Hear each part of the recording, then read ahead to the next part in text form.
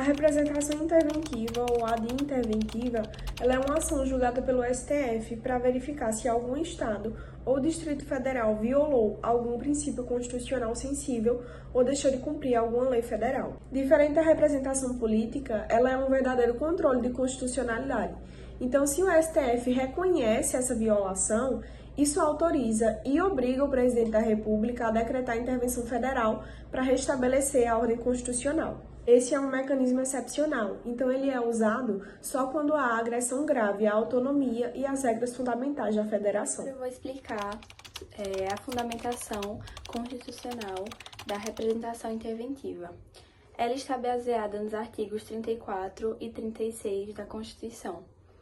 O artigo 34 traz os princípios constitucionais sensíveis que os Estados devem obrigatoriamente respeitar, como a forma republicana, o regime democrático, os direitos da pessoa humana, a autonomia municipal, a prestação de contas e o mínimo constitucional em educação e saúde.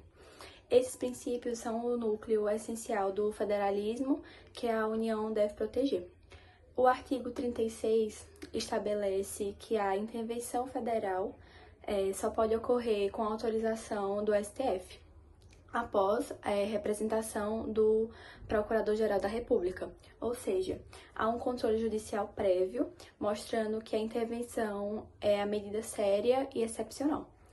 E entre os outros princípios envolvidos estão o princípio federativo, que é equilibrando a autonomia e unidade, o princípio da excepcionalidade, já que a intervenção é sempre a última alternativa, e a separação de poderes, porque o judiciário autoriza e o presidente vai fazer a execução. Fátima Evelyn Oliveira Santos, eu sou do quarto noturno 2 e agora eu vou falar sobre quem pode entrar com uma ação interventiva e como ela funciona dentro do STF. De acordo com o artigo 36, inciso 3 da Constituição Federal, a legitimidade ativa ela é exclusiva do Procurador-Geral da República. Isso significa que somente o mesmo pode propor essa ação. Nem os governadores, assembleias legislativas, municípios e cidadãos têm essa possibilidade. No polo passivo, normalmente encontramos com o Estado, no caso, membro do Estado, ou Distrito Federal, que são os entes que teriam descumprido um princípio sensível ou deixado de aplicar uma lei federal. A tramitação ela não é feita de forma prática ou simples, ela é toda detalhada e é regulada pela Lei 12.562 de 2011. Além de regras previstas no próprio regimento interno do STF, essa regulamentação ela também define como deve ser a petição inicial, os prazos que devem ser cumpridos e o quórum qualificado para julgamento, e as atribuições tanto do relator quanto do plenário. Tudo isso garante que o processo siga o devido processo constitucional, com organização e com segurança jurídica.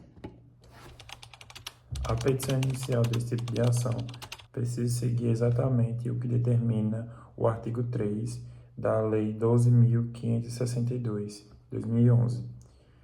Isso significa que, já no início do processo, é obrigatório indicar qual princípio sensível foi violado ou qual lei federal deixou de ser cumprida. Também é necessário mostrar qual ato normativo, administrativo ou mesmo uma omissão caracterizada essa violação, além de apresentar provas que demonstram essa irregularidade. Caso a petição não esteja adequada aos requisitos legais, o relator tem a possibilidade de negar o seu andamento logo no início de forma limitada.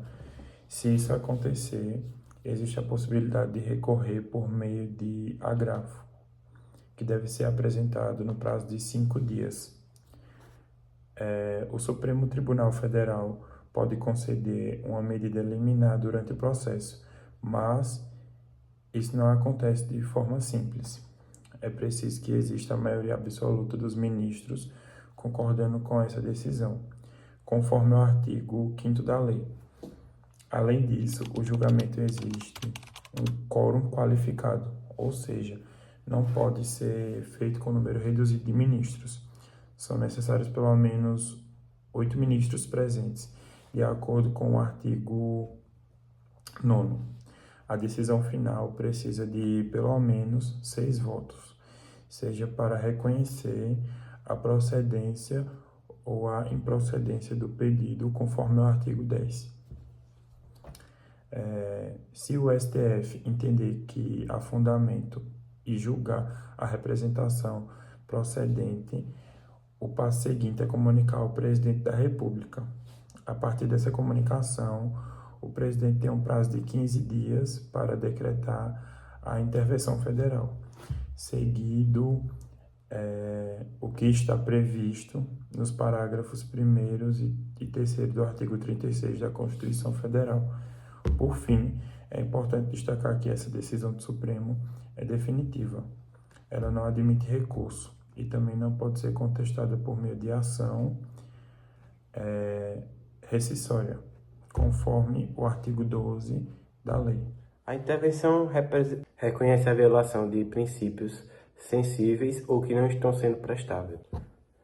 A partir disso, o presidente deve intervir, dando início à intervenção, dizendo o tempo duráveis e seu limite e sempre de forma temporária, de acordo com o artigo 36, inciso 4 da Constituição. Esse mecanismo é utilizado para que estados que estejam planejando fazer diferente, não fazer e continuar seguindo a Constituição brasileira.